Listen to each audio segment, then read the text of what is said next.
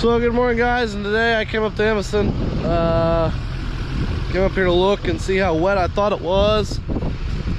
Don't look too terribly wet, but I'm not gonna drive my truck out in the field because I don't want to get stuck.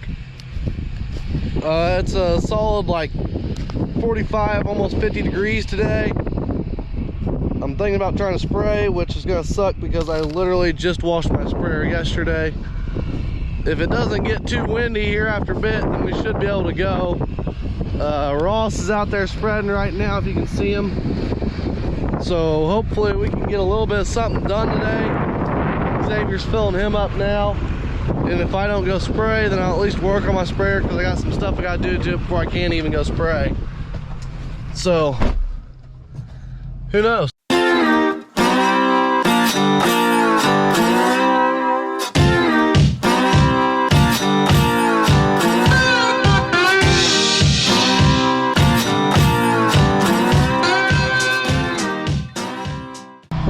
So I'll give you guys a quick kind of rundown of how exactly one of these spreaders works.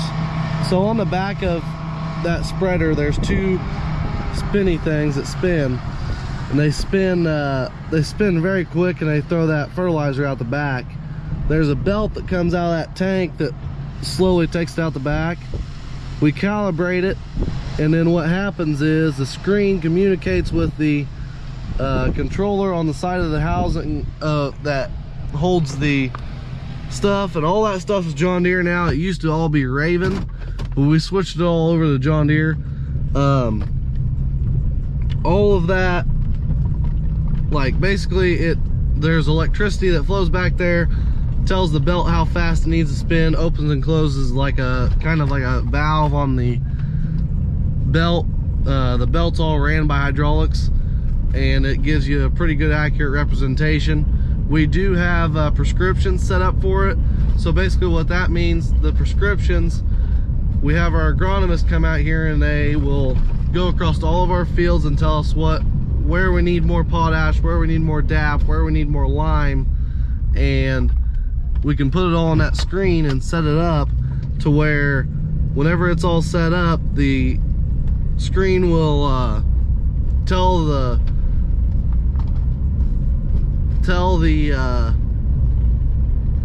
spreader if we need 200 pounds here, how fast that belt needs to go. But if we need 300 pounds on the other end of the field, it'll all adjust automatically instead of you having to manually adjust it.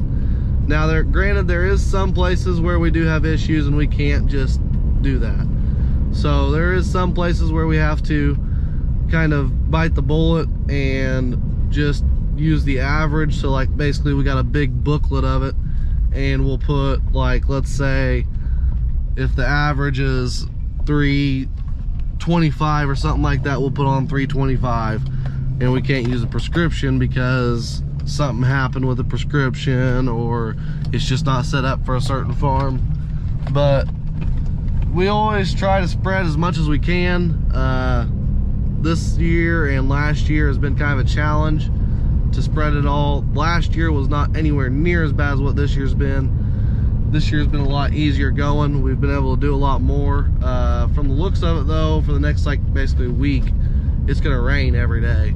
So hopefully I can get up here in a minute and go spray too, because I got a lot of spraying to do yet. But the spreader there, it's a very high-tech piece of equipment, I guess is the easy way to say it. It's mainly just the screen and everything that does it. But if you don't have that, then you can be wasting money, or you can be spending too much money or something like that. It's about like a lot of these people, they do VRT lime, which is basically a variable rate lime. We do a lot of that too, but the only problem with that is variable rate lime is more expensive for someone to come and do. So who knows? I mean, we're gonna try and get as much done as what we can this winter. If we can't get it all done, then oh well. But like I said, it's a solid 48 degrees out today. The wind's blowing probably about 5 to 7 mile an hour. Not too bad. They're expecting it to get up a little bit more windy later this evening. Hopefully it doesn't get too bad because I got stuff to do. Hopefully it doesn't get above like 15-ish or something like that. So Okay, so I guess Ross is up at Emerson right now, spreading. So I got a call from him saying it's dry enough. So I'm gonna load up this semi, check it off first, load it up, and take it up there to him. So I guess we'll, yeah, do that, whatever.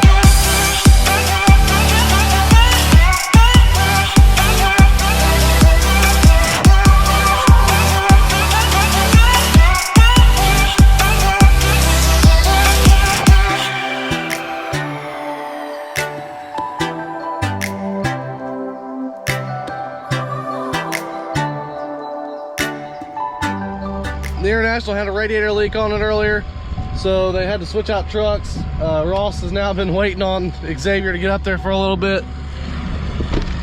So Xavier's gonna get loaded up here and then head up that way. But this is called potash and that's called DAP. It's just two different types of fertilizer for pH levels and all kinds of stuff like that.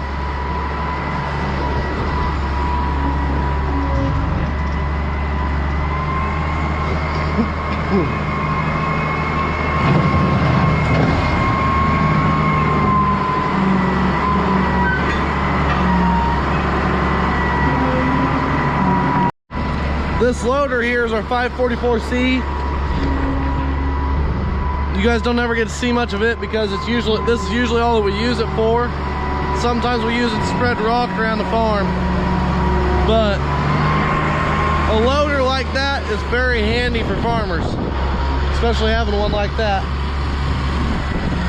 It's tall enough to get up there in the top of that truck, just barely. We've had to build up on the ramp here a lot, but other than that, yeah, it works pretty good. This is a auger that we use, or not an auger, it's a belt conveyor that we use to put potash into the shed here. But Xavier's liking it. Xavier likes that thing, I guess. I hope so. For as long as I can remember, this shed's always been used for fertilizer. See these blocks here? Used to, we'd take and we'd stack blocks in front of it all. And we'd just fill this entire thing completely full. And then there's holes here. There used to be like an auger or conveyor or something that ran all the way across all these, or both these two bunkers here. So there's some more blocks, and then it'd go out on the side right there. And what that'd do is that'd allow them to mix it. I'll walk around out back here. And I'll show you guys the mixer that we got. We used to mix our fertilizer before we had all this variable rate stuff and everything. It'd come out right there, go into another conveyor, and then we could put it down the truck. We don't do it anymore. We probably should, but we just don't do it. We used to mix it, and see, then this is what would load your truck or your fertilizer buggy or whatever. That right there is an old mixer, I do believe.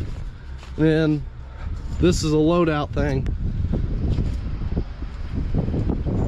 But yeah, interesting thing about us is we've always put on our own fertilizer for as long as I can remember, and we've always spreaded it on. Some people don't agree with spreading it on. Some people think that you're better off to knife it in. We do have anhydrous rigs though, so we knife in our own anhydrous. So here's our anhydrous tanks. Air seeder's still sitting outside. Gotta get room to put it up. So, but yeah, that's kind of what our fertilizer situation is here. We used to mix it all, we used to do it all. but now we just do it individually. So another thing about this area of our farm is we store and move around all of our own fertilizers. So basically, like, all this here is our DAP potash. This is our 2832. It's all diked in and everything like what it's supposed to be. And then this is our anhydrous stuff here. So basically they all haul in our anhydrous for us, and then we use our portable field tanks to take it out to the field. The nitrogen, we all haul it in. We haul all of our own nitrogen in. And our DAP and potash, we haul it all in ourselves too. About the only thing that we don't haul in ourselves is anhydrous and lime. Other than that, we haul about everything else in. Fertilizer wise. Seed, we don't haul in our own seed. Although it would be nice to haul in our own seed, because seed shipping is insanely expensive.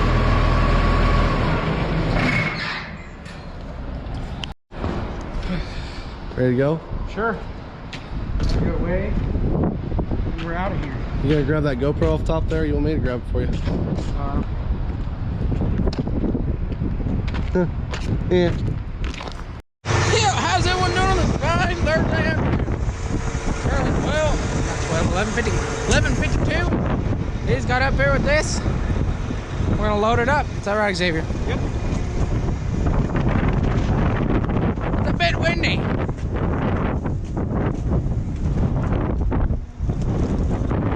Let's get it. Well, because doing this back out of Thursday because I've been gone for the past 3 days. I was up in Purdue. They had a pest conference up there to get points, like for I went with my grandpa up there. So we're back here now, spreading. And the thing is, I just cleaned my windows, and like I've been going slow because it's kind of wet, but not like super wet. So I've kind of been going slow, maybe to reduce all this, like mud and stuff on my windshields.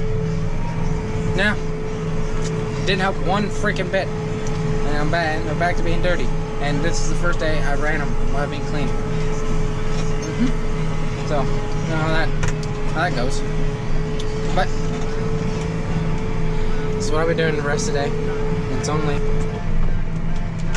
so it only took us about 30 minutes to load that. What the hell? So I was spreading here, something happened. Conveyor speed to sense, techno sensing. So, what the heck's going on here? Now, got kicked off. Weird. So, turn the master off and turn around here, get back going and see if it fixed it. But, yeah, I went up with them. To learn some stuff. So I figured that while we're going over kind of like what we store and everything, I'll come over here and show you. We do also store all of our own seed. We're getting ready to get a lot of it in here soon, our seed and our chemical. So we're getting ready to get it all in here soon. See, now here's some Pioneer stuff, some of our current corn right now. It just came in like I don't know, a couple days ago or so. But all this stuff we kind of put in this little barn here. All this seed stuff we do, once we stack this place full, we'll then put it all in the old shop there where I was putting my sprayer at there for a while. And we just kind of put it around a little bit everywhere. This barn was built just for this, for a seed shed.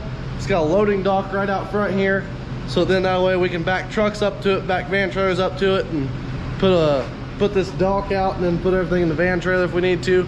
We do also have a 48-foot van trailer that we stack full of seed too. So yeah, we go through a lot of seed, so we got to stack it a little bit everywhere. One thing that we have thought about doing is basically getting rid of this shed and getting a different seed shed built for seed and chemical, putting them both in the same building, diking it up, and building a nice new building, big building for it, to put all this stuff in, because then we can put some of our other stuff that we don't need to keep in the shop or keep somewhere else in here. Now, granted, this is not a very big barn, so it's not like we can pull a tractor in here or anything, but we can put, I don't know, like, we have more seed than what we could put in that one barn, we can put some seed in here. Or if we have, like, there's tractor weights back there, we can put tractor weights in here. I mean, it's just whatever we kind of want to do with it, we can do. We also do have 2 older barns out back. I'm kind of going over this right now because I know I got a lot of new people watching. Another thing that we are thinking about doing is doing another farm tour and kind of splitting it up into 2 parts and going over just the equipment and then going over our barns and our bins and everything. But for right now, or we'll do that here eventually, because like I said, I know I got a lot of new people watching, and I know a lot of people don't know what all we got, so it'll be neat to be able to do that. But so he just got here again. Second one, he got the hose hooked up, so I'll come up here, turn that on. And that powers hydraulics back there, that'll power that to be able to lift the auger up. But now I gotta take these tools out there, trying to fall.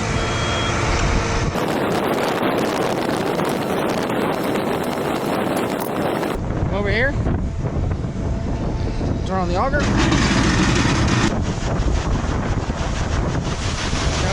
Go up here to make sure we got it in the right spot where I want it. Okay guys, I did some mathematications here. Did the math. So the first one I did, I was 12% not enough, and then 8% more. Then I got to thinking, as you guys saw me, I put on too much, so I closed the gate. After some thinking and reevaluation, I went back and opened it another notch. I know I'm still gonna be putting on too much, but we're gonna see if it's still 8% or if it does any better, because you never know with this kind of stuff. So just want to guys give you a little update on that. But last one of today. Pitter patter, let's get at her.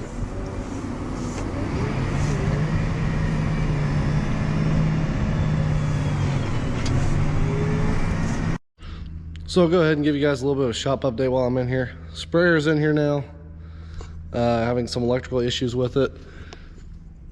This is our big toolbar for anhydrous.